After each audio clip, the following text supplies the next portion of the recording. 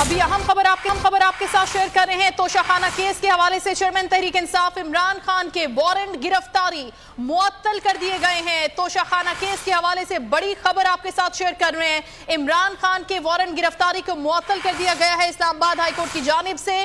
और ये बड़ी खबर आपके साथ इस वक्त हम बोल की स्क्रीन पर शेयर कर रहे हैं। नीलम अरशद से मजीद जानेंगे इस बारे में। नीलम, बताइएगा। जी बिल्कुल, आपको बताएं कि तोशाखाना केस में जारी इमरान खान के नाकाबिले जमानत वारंट गिरफ्तारी मुअत्तल कर दिए गए हैं। इस्लामाबाद हाई कोर्ट ने वारंट गिरफ्तारी मुअत्तल कर दिए हैं।